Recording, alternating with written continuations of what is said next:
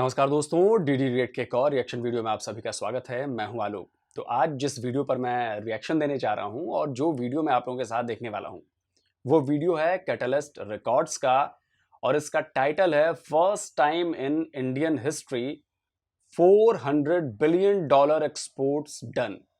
तो जैसा कि आप सभी को पता है कि भारत ने पहली बार 400 बिलियन डॉलर का एक्सपोर्ट जो है वो कर लिया है।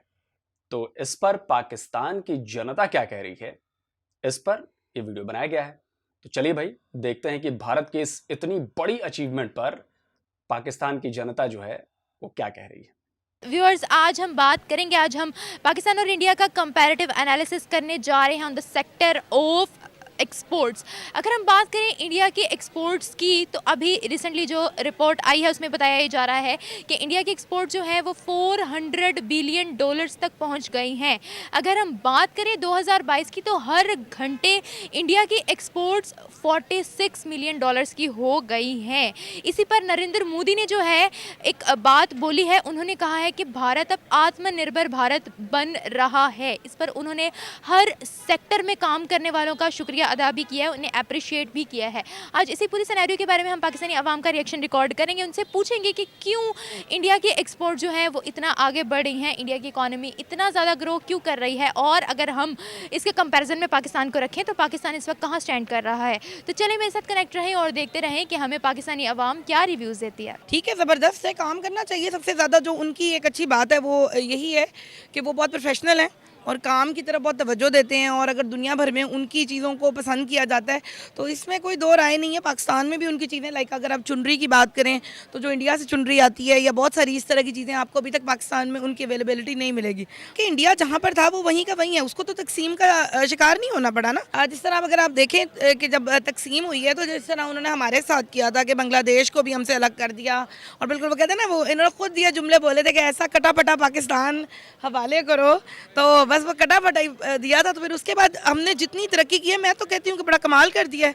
मतलब इससे ज़्यादा आप देख सकते हैं कि हमारे बहुत सारे जो हमारा फल है वो सबसे ज़बरदस्त है। सऊदी अरब में आम हमारा सबसे ज़्यादा अच्छा वाला जाता है। इसके अलावा डिफरेंट टाइप के ऐसे फ्रूट्स जो शायद हम भी पाकिस्तान वाले नहीं खाते और बाहर के मुल्कों वाले उसको इंजॉय करें, तो बेहतरीन हमारी चीज़ें हैं जो बहुत सारी जगहों पर जा रही हैं। और मेरे ख्याल में इसमें मैं पाकिस्तान की कामयाबी कहूँगी। हाँ, ये ज़रूर है कि उनके मुकाबले में हम बहुत ज़्यादा आगे नहीं हैं, क्योंकि अनफॉर्चुनेटली हमें ऐसे सियासतदान मिले हैं जिनमें माशाल्लाह से हमारे पुराने एक एक्स वज़ीर आज़म हैं मियां मोहम्मद नवाज शरीफ साहब, उनकी अपनी ज़ाती दोस्तियाँ ही नहीं ख़त्म होती हैं इंडिया के साथ। तो फिर इस तरह की चीज़ें जब हमें मिलती रहेंगी तो नुकसानात तो हमारे लिए होते ही रहेंगे। इंडिया जो है वो तो मेड इन इंडिया को प्रमोट कर रहा है, क्यों? इसलिए कि वो अपनी कंट्री पे ज़्यादा ट्रस्ट करते हैं, उनके लोग जो है वो अपनी कंट्री को ज़्यादा वो प्रेफर करते हैं। इसी में उनका फ़ायदा नहीं है कि अपनी ही बनाई हुई चीज़ खुद जो है यूज़ करना और बाहर एक्सपोर्ट भी करना, ताकि आपकी इकोनॉमी बढ़े, ताकि आपका मुल्क तरक्की करे। बिल्कुल बिल्कुल होना भी ऐसे चाहिए, पाकिस्तान में भी ऐसा ही होना चाहिए, अच्छी क्वालिटी होनी चाहिए, और जो आप सैंपल दिखाते हैं किसी को वही आप एक्सपोर्ट भी करें तो फिर आप पे ट्रस्ट भी ज़्यादा किया जाएगा। तो क्या इंडिया हमसे ज़्यादा एक्टिवली और शार्पली काम कर रहा है, बिल्कुल बिल्कुल इसीलिए वो हमसे आगे है? बिल्कुल। एजुकेशन सेक्टर में ऑब्वियसली इंडिया आगे है। हमारे यहाँ अनफॉर्चुनेटली जो पंजाब का जो एरिया है ना, वहाँ पर ना तालीम की बहुत कमी है। कराची की साइड अगर आप जाएं, सिंध को मैं पूरा नहीं इसमें लूँगी, कराची को अगर आप देखें तो कराची में लोग पढ़ते हैं, तालीम हासिल करते हैं, बाकायदा तौर पर जॉब्स करते हैं और बहुत इंडिपेंडेंट हैं। ठीक है, आपको वहाँ पर हर लड़का लड़की ऐसा नज़र आएगा जिसने बहुत अच्छी तालीम हासिल की हुई है, घर का एक शख्स बाहर है, कमा रहा है, और हर लड़का लड़की अपना एक फ़्लैट बुक कराते हैं। जबकि आपको पंजाब में नज़र आएगा 14 बंदे हैं, एक घर में रहते हैं, एक कमा रहा है और बाकी सारे बैठ के खा रहे हैं और बिल्कुल गुजारा करें, और तालीम का नामो निशान नहीं है। तो ऑब्वियसली इस सूरत में बहुत नुकसानात है। मुझे ये लगता है कि गवर्नमेंट ऑफ पाकिस्तान को चाहिए कि आईटी के शोबे को बहुत फ़रोग दें और इन चीज़ों को मतलब आगे लेकर आएँ, जिसकी वजह से तालीम में जो है वो जो कमी का हम शिकार हैं वो थोड़ा सा बेहतर हो सके। इसका मतलब क्या है, क्या इंडियंस जो है वो हमसे ज़्यादा एक्टिव हैं? एक्टिव तो मैं नहीं उन्हें कह सकती, पाकिस्तानी भी बहुत एक्टिव है, लेकिन वही वाली बात जिस तरह मैंने आपसे कही कि बार बार हमारे पास हुक्मरान ऐसे आ जाते हैं कि जिनको अपनी ज़ाती मफाद से ही जो है वो फुर्सत नहीं मिलती कि वो बाकी किसी और की तरफ जाएं। तो मैं यही चाहूँगी कि बेहतर हमारे अवाम को खुद ये समझना चाहिए अपने चीज़ों के लिए कि वो बेहतरी की तरफ जाएँ, आईटी की तालीम की तरफ, एजुकेशन की तरफ, और एजुकेशन ही आपको आगे लेके जा सकती है। तो वो कंट्री आप अब इन मोहतरमा की बातों का जवाब देना ज़रा मैं ज़रूरी समझता हूँ। इन्होंने कहा कि भाई कटा फटा पाकिस्तान, तो भाई किसने कहा था, मुझे कोई रेफरेंस दे दीजिए कि किसने कहा था कि कटा फटा पाकिस्तान। यानी कि फिर जिन्ना जी में उतनी ताकत नहीं थी कि वो भारत से सारी चीजें हासिल कर सकें, कमजोर थे जिन्ना। मतलब ये तो बड़ी हंसने वाली बात है कि जिन्ना पर फक्र करके आप कहते हैं कि देखो हमने तो भारत से अलग अपना मुल्क ले लिया, हमने ये कर दिया, हमने वो कर दिया। वो भारत से बाकी चीजें ना ले पाए। ये सब झूठ है, प्रोपेगेंडा है, ये सब झूठ है। बंटवारा जब हुआ था तब अंग्रेजों ने बंटवारा किया था, और जिसके हिस्से जो चीज जिस रकबे के हिसाब से आई वो सब कुछ बराबर बांटा गया था। कुछ पैसों को लेकर विवाद था, जिस पे गांधी जी ने कहा था कि भाई ये पैसे पाकिस्तान को दिए जाने चाहिए, वो दिए गए। अब ऐसे में तो आप रोना रोते रहो। ऐसे में तो जापान जो है वो परमाणु बम के हमले के बाद तबाह हो गया था पूरी तरह। वो किसका रोना रोए कि जी अमेरिका ने हमें बम मार दिया तो हम कुछ नहीं कर पाए अब तक 45 के बाद। मतलब 55 साल उधर बिता लो और 22 साल इधर, 75-77 साल हो गए, कुछ नहीं कर पाए वो। इतना ही साल आपको भी हुआ, करीब करीब 75 साल। तो बोलने से पहले पहले सोचा कीजिए, और इसी से चीजें झूठ फैलती हैं। आप मानने को तैयार नहीं है, आप बार बार वो पूछ रही हैं कि भाई तो भारत को बेहतर माना जाए। नहीं जी बेहतर नहीं है जी। भारत को एक्टिव माना जाए। जी नहीं, बेहतर एक्टिव नहीं है। अरे भाई अगर आप इतने ही एक्टिव हैं, इतने ही बेहतर हैं, तो रिजल्ट्स कहां हैं? रिजल्ट्स दिखाओ ना। 75 साल में हमारे रिजल्ट्स देखो। 75 साल में हम भी इंपोर्टर हुआ करते थे, गेहूं के, चावल के, अनाज के इंपोर्टर हुआ करते थे, डेयरी प्रोडक्ट्स के, दूध के। लेकिन आज हम कहां खड़े हैं? आज हम एक्सपोर्ट कर रहे हैं पूरी दुनिया में। हम गेहूं एक्सपोर्ट कर रहे हैं, हम चावल एक्सपोर्ट कर रहे हैं, हम अनाज, बाकी जो दूसरे अनाज है वो एक्सपोर्ट कर रहे हैं, हम चीनी एक्सपोर्ट कर रहे हैं, हम दूध एक्सपोर्ट कर रहे हैं, डेयरी प्रोडक्ट्स एक्सपोर्ट कर रहे हैं। तो हमने तो 75 साल में अपने आप को बदला, हमने मेहनत की, हम आगे बढ़े, हमने चीजें की, देखा जो हमारी जो कमियां थी उनको दूर किया। आपने क्या किया? हमारा मुल्क तो इतना बड़ा है, इतने सारे लोगों को संभालना है, इतनी बड़ी जनसंख्या को संभालना है, इनको खिलाना है, इनको पिलाना है, इनको सारी सुविधाएं देनी है, इनको बिजली मुहैया करानी है, इनको खाना मुहैया कराना है। उसके बाद भी हमने ग्रो किया। आपका मुल्क तो बहुत छोटा था, छोटा है। आप कहते हो बांग्लादेश अलग हो गया। बांग्लादेश आप जब अलग हुए उसके कितने साल बाद अलग हुआ? आप 47 में अलग हुए हो, बांग्लादेश 1971 में अलग हुआ है आपसे, और आप रोना रो रहे हो कि जी हमारा तो कुछ हुआ ही नहीं। ये कहिए कि आपके यहां नाकाबिल जनता भी है जो करना ने कुछ नहीं कर चाहती, और नाकाबिल सरकारें भी रहीं। तो जैसी जनता होगी, कहते हैं जस प्रजा तस राजा। मतलब जैसी जनता होती है वैसी अपनी सरकार चुनती है। तो आपने वही किया। अपनी जेबें वो भरते रहते हैं, जो अमीर है वो अपनी जेबें भरते रहते हैं, और बाकी अवाम जाए भाड़ में। यही हुआ है ना 75 साल में। अगर ये नहीं हुआ होता तो आज आपका डॉलर 200 रुपए के करीब में पहुंचा होता। आज अगर ये ठीक से सब कुछ हुआ होता, आपने जवाबदेही तय की होती, तो आज महंगाई इतनी ज्यादा नहीं होती। अगर सब कुछ आपने इतने एक्टिव होते, इतने अच्छे होते, तो आज कर्ज के बोझ तले जो आपका देश दबा हुआ है वो नहीं दबा होता। लेकिन नहीं जी, हम तो कुछ भी हो जाएगा, हम तो मानेंगे नहीं है। मत मानो भाई मत मानो। उनकी मईशत वगैरह देख लें, वो बड़ी कंट्री है और हमारी उनके मुकाबले में छोटी कंट्री है। इस वजह से शायद इस चीज़ का इशू आ रहा है। और अगर हम मैन्युफैक्चरिंग की बात करें, आपको क्या लगता है कि ये दोनों कंट्रीज जो है मैन्युफैक्चरिंग के सेक्टर में कहाँ हैं? नो डाउट कि इंडिया हमारे से ज़्यादा ऊपर है, तो इसमें गवर्नमेंट को चाहिए, क्योंकि ज़्यादा काम करने की ज़रूरत है।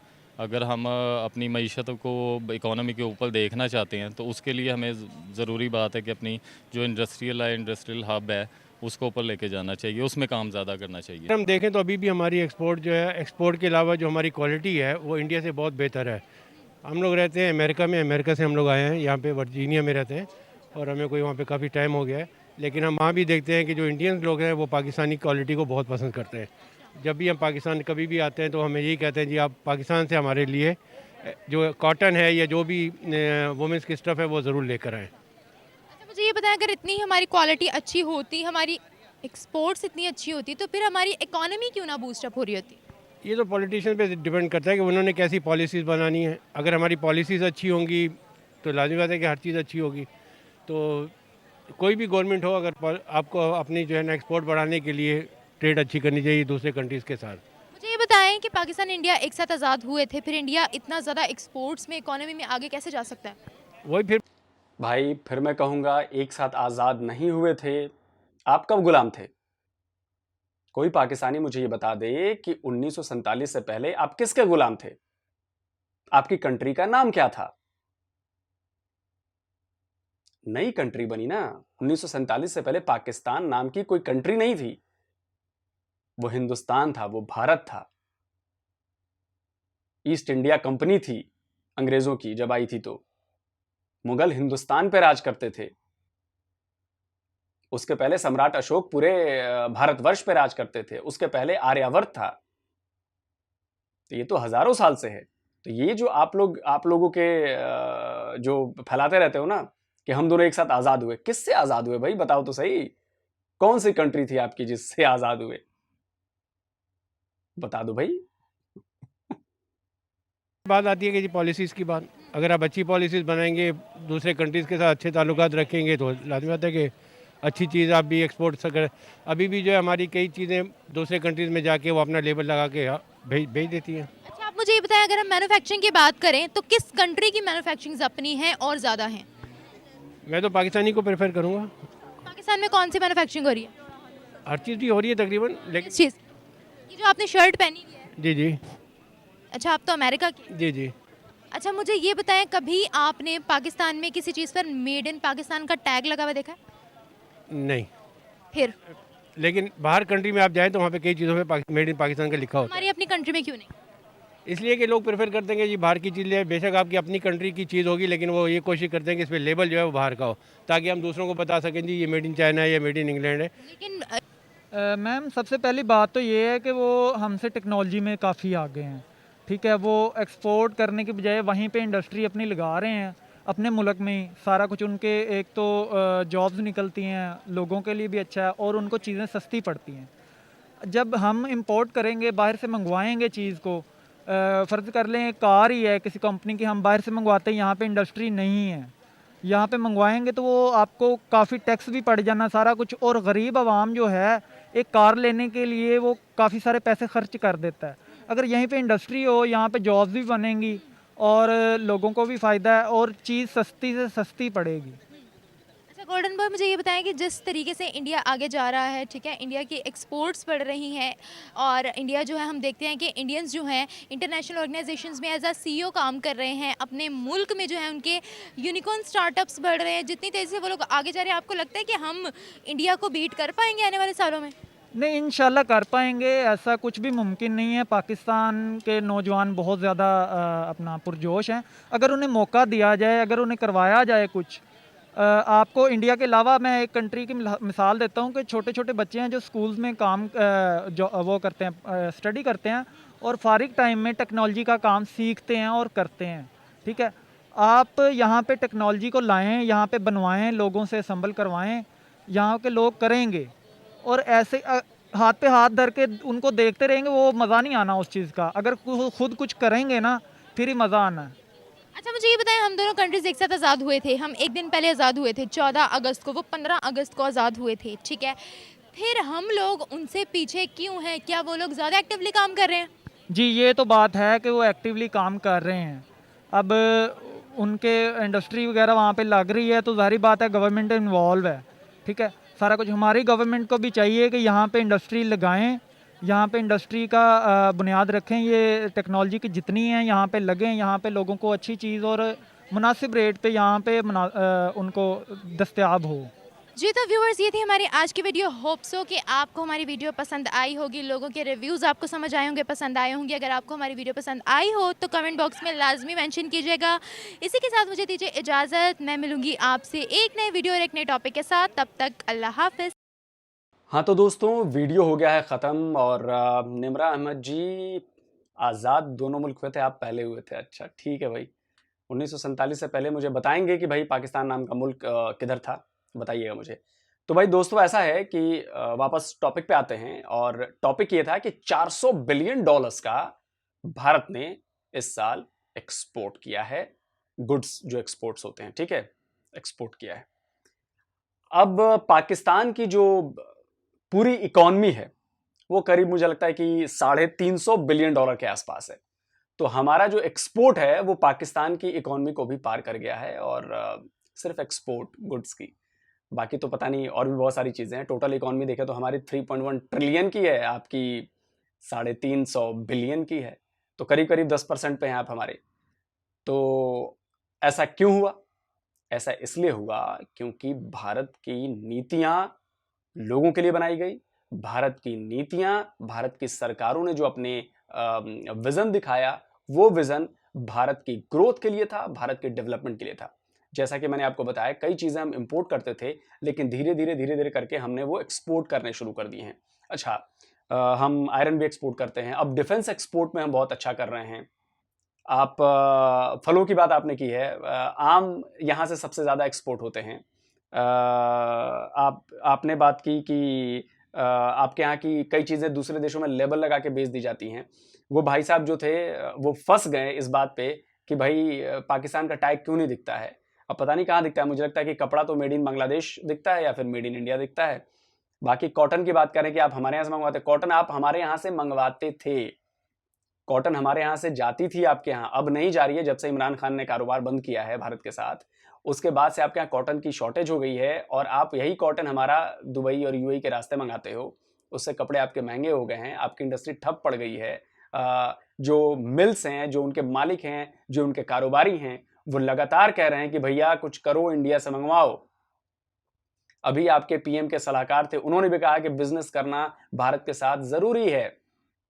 उसके बाद आप लोग मानते नहीं हो। वो जो मोहतरमा थी वो तो मानने को तैयार नहीं थी कि भाई भारत बेहतर है पाकिस्तान से। खैर कोई बात नहीं, आप मत मानिए, लेकिन देखिए कि रिजल्ट्स क्या हैं। क्या आपकी इकोनॉमी ग्रो कर रही है? क्या आपका मैन्युफैक्चरिंग सेक्टर ग्रो कर रहा है? क्या आपका इंफ्रा ग्रो कर रहा है? क्या आपके यहां सुविधाएं मिल रही हैं? इन सब का जवाब है नहीं।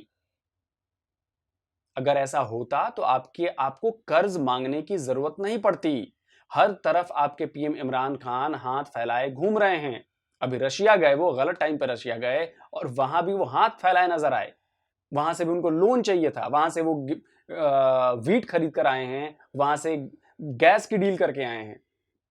क्योंकि ना आपके यहाँ वीट है, एक्सपोर्टर से आप इंपोर्टर बन गए हो वीट के, और बात करते हो कि प्रोग्रेस हो रही है। तो बहुत मुश्किल है। अगर जब तक आप लोग अपना सच स्वीकारेंगे नहीं, जब तक आप लोग अपनी गलतियां मानेंगे नहीं, तब तक आपका भला नहीं होने वाला है। और भारत से कंपेयर करना छोड़ दीजिए, भारत से कोई तुलना नहीं है, आप लोगों की तुलना कर ही नहीं सकते। अभी से जोर लगा के काम करोगे ना, तब भी 100 साल लगेंगे जो हमारा लेवल है अभी तक पहुंचने में, और तब तक हम 100 साल में और भी ऊपर जा चुके होंगे। तो अब ये हो नहीं सकता, क्योंकि एक बार आप इतना ज्यादा पिछड़ चुके हो कि ये जो गैप है ना, इस गैप को भर पाना बहुत मुश्किल है, बहुत मुश्किल है। तो जल्दी हाजिर होता हूं एक और नए वीडियो के साथ। नमस्कार, जय हिंद।